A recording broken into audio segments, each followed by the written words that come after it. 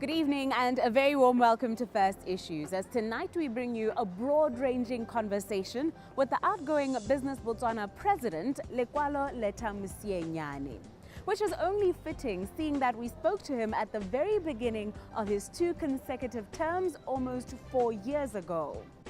This is a quick recap of what he shared with us as he took over the reins of what was then the Botswana Confederation of Commerce, Industry and Manpower, BOCIM.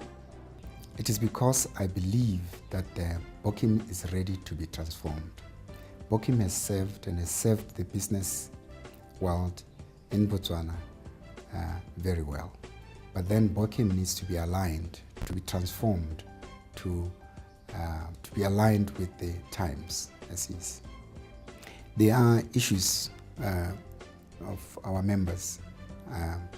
I've been in touch with the business community, and I'm more concerned about the issues of the business community, and that is what made me want to contest this post and continue to adjust and align BOCIM to be effective with the members.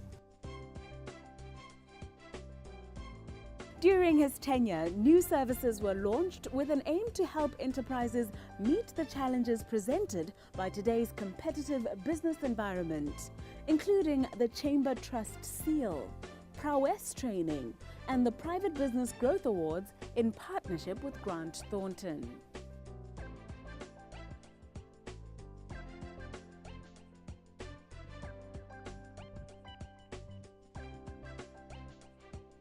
In that time, he has also established himself as a trusted voice on business-related matters. And we begin our conversation with him tonight by asking him to weigh in on the effectiveness and sustainability of programs meant to empower women, youth, and the disabled.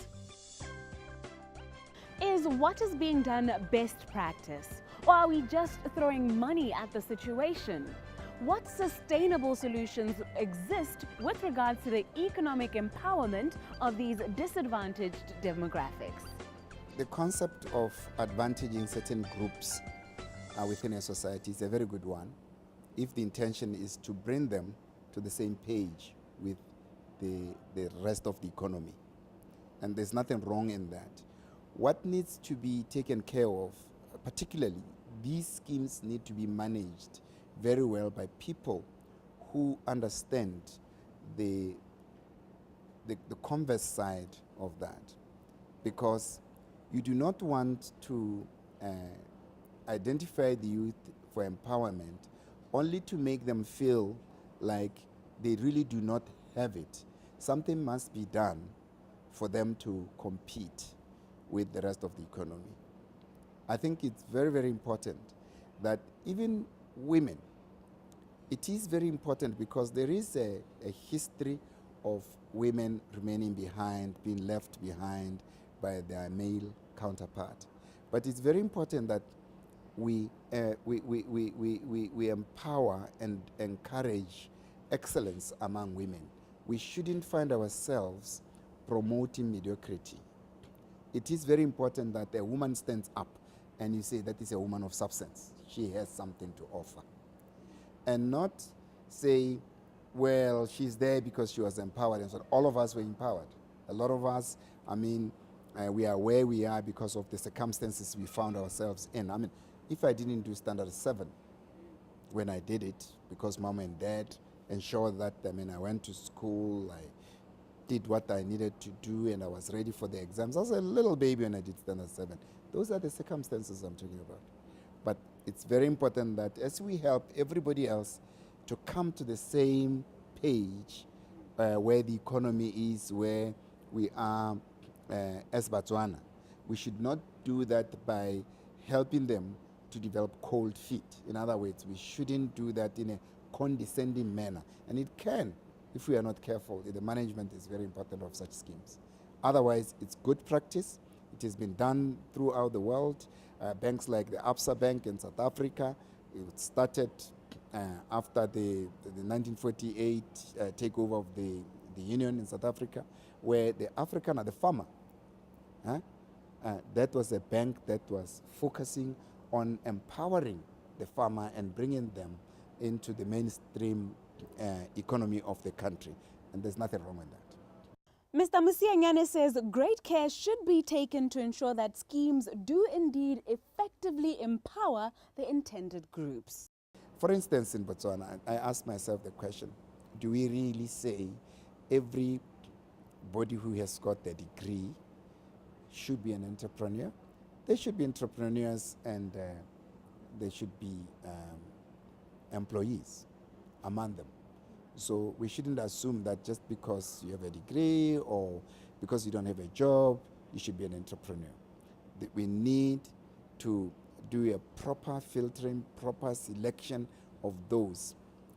One of the things that I find interesting in our country is that often we would come up with these schemes, as you generally talked about, the various programs and schemes and so on. I mean, you would have farmers who are already trying it out there in the field.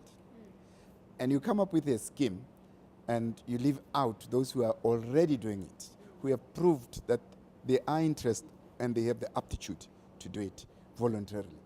And suddenly, we allow it to everybody else. This goes hand in hand with the fact that we do not have an act or a policy on unsolicited bidding. If you're an innovator, you come out with an innovation, it is very difficult for the schemes that you're talking about to take that on board and assist you, partner you to develop that innovation. Instead, your idea will be taken and used as part of the invitation to tender ITT. To broaden it and bring it in the guise of fairness and equity and so on. I really don't believe in that. I believe there will be Steve Jobs out there, and those Steve Jobses do not, I'm not saying they shouldn't tender. They're at liberty to tender. But when they come up with the innovation, see it for what it is and grab it, because other countries will grab our talents. Look at it. If we are looking for beauty pageants, do we see the most beautiful young person, a model, and say, well, look, I mean, we can't appoint you because we have to make you compete with others and so on before we can know you are good. If you're good, you're good. That's all I'm saying. We now take a quick break, but do stay put as we will be back shortly.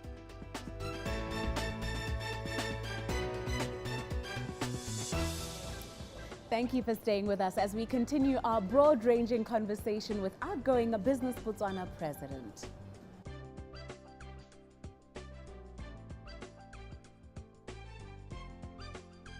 Some have wondered whether instituting mandatory early retirement in the civil service could be an effective and sustainable method of creating opportunities for the unemployed. Basically, whether forcing government employees to retire at the age of 45 would be an effective way of creating space and freeing up much-needed jobs for the youth. In the first place, government has no business providing employment. So for me, if a government says you'll retire at 45 so other people can come in, government has not created employment. They've just shifted 10,000 people and replaced them with another 10,000 people. That is not creating employment. So if this is done for the purpose of creating employment, if the number of employees of government is 130,000 people, 150,000 people plus or minus, which it is in Botswana, and you retire 50,000 people to replace them with another 50,000 people, you have not created employment, because those people at 45 are still employable. However, this is not to say we shouldn't have mandatory retirement age. I'm saying there is a place for experience. There is a place for mentoring within government. There's a place for incubation, depending on the type of work you are doing, and so on and so on and so on. So you have to be very careful how you come up with the age limits to having a job within government. First and foremost, if you're talking about creating jobs, the best that government can do is to create opportunities, facilitate opportunities in the private sector, for the private sector to create jobs. If in telling people you can leave now at 45, you are saying there will be opportunities in the private sector for you to create wealth, then you are talking. But just to shun people out and you don't know where they're going, to the cattle post, where are those people going? That kind of policy is not adding any value to an economy. In economics, if you create jobs, you are adding to the jobs that are already there. But shunting people along and moving them around is not creating jobs. The place of government is to regulate, to facilitate the private sector to create those jobs. And when you allow people to leave voluntarily at 45 or compulsorily, that should be because you have facilitated, you have created an environment for those people to go and do something. Because at 45, by God, you're only just starting to work, to know what it's about. And depending on the field you are in, that's when you are at your peak in terms of productivity. Your time as Business Botswana head is coming to an end, but we hear you're not so ready for it to come to an end. Is that true? I haven't had that. I am a very happy former president to be. I've served my 4 years. In June, end of June, I will have served my 4 years, which is 2 terms. And I've done the best I could. You are only the judge. I'll be judged by those who elected me. When I campaigned, I had a clear mandate. I proposed a mandate through what you call a manifesto. I had 2 running mates. It's not normal. It was a new thing that was done. I had 2 running mates who became my vice presidents. As you know, the AGM is the supreme body that can change or make improvement to the constitution. And I presented these 2 to them, and they elected them as my vice presidents. And even I negotiated that one of them should have 3 terms as opposed to 2 terms to ensure continuity. And so I had 2, and have been working so closely with my vice presidents so that there's truly continuity after this. I'll be very, very happy. And the ensuring that the other one has 3 terms was to make sure that come what may, even if one of the members doesn't become the president, because it's all up to the AGM, then there will be continuity in the one with the 3 terms. This was approved by the AGM, so I'm a very, very, very happy retiree.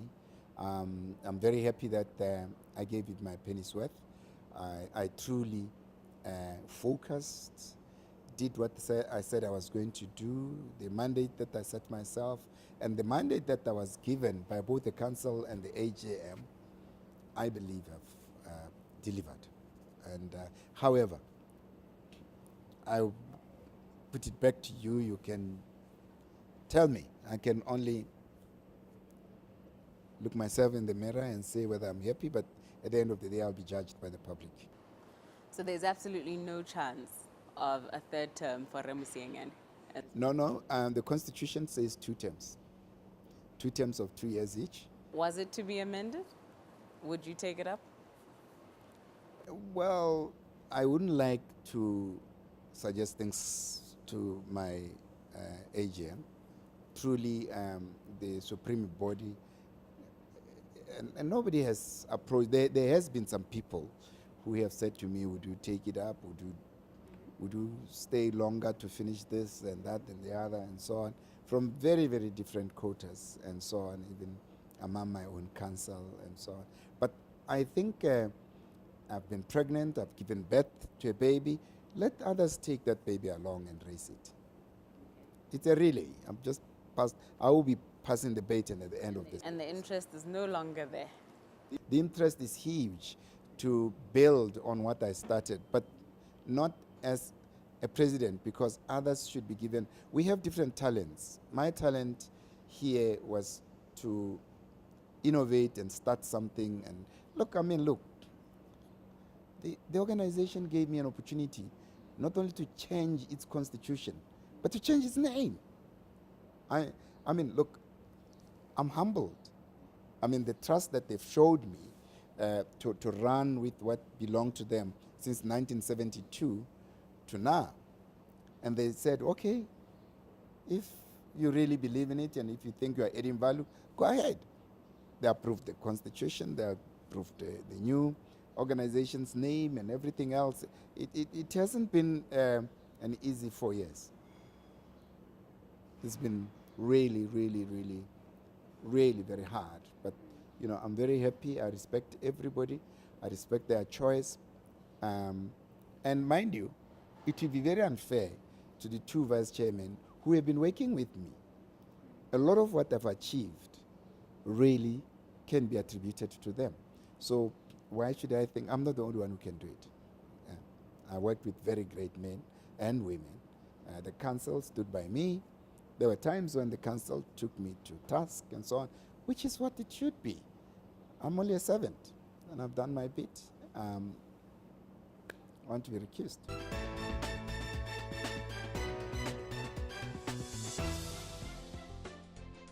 Do you agree with our seasoned commentator? Whether you do or not, let's continue this discussion online. Up next, however, we continue to unpack the various roles of the stakeholders that manage the finances that we will all be looking to sustain us when we retire. You need to know this, so do stay put.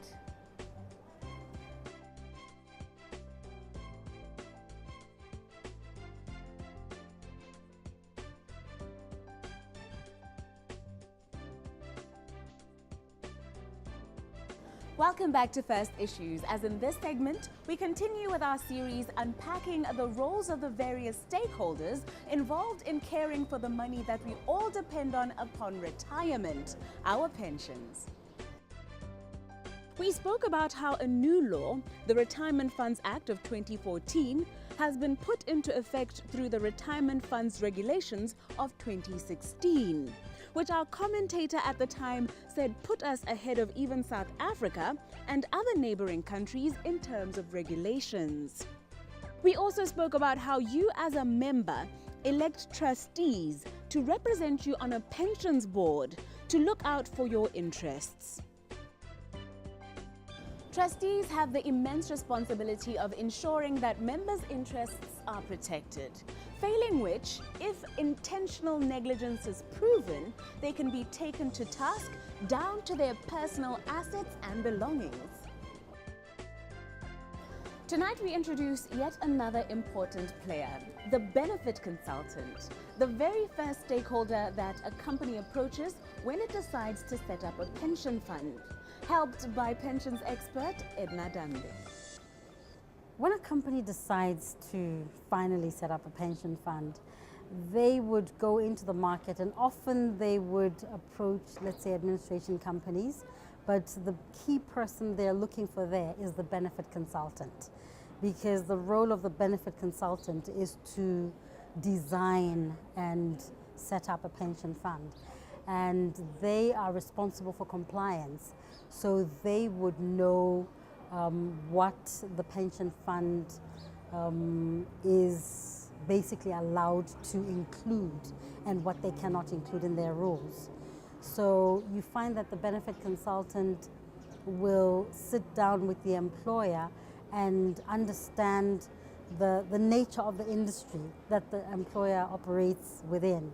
You know, that makes a big difference because it'll also define the type of members that you're going to have on the fund. And based on that, they will come up with a draft structure and say, you know, this is the type of pension fund which would be most suitable for you. And, you know, as I said, they're responsible for compliance, so they would be doing everything in line with local legislation. The administrator that they're tied to. Absolutely. Okay. So now, you did say that a consultant will look at the industry that a company is in, and that would inform the type of pension that is formed. Can you give us real life examples that could show us the differences in the types of funds that have been set up? Say, for example, they're talking to a company a furniture store type company, right? You know, that type of industry has a tendency to have very high turnover staff. So it would make no sense at all to structure their fund in a manner that leans heavily on length of service, you know, and as a result, you will not suggest a defined benefit fund for them. You know, you will push them towards a defined contribution fund because of the high turnover of staff they have. And, you know, in another instance, you may say, okay, when you look at, say, an industry like a educational institution, right? You expect lecturers to work for a very long period, right? So they will not ordinarily choose a retirement age of 50 because they are able to work up to age 65, even towards 70, right? Because it's you know, they're just using their brain, as opposed to an industry where people are carrying heavy bags of cement and so forth. So those are the things that speak to the consultant's design of the fund.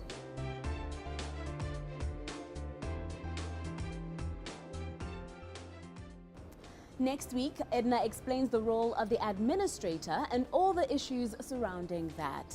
But for now, it is good night from me, Namizo Samagula, and the First Issues team.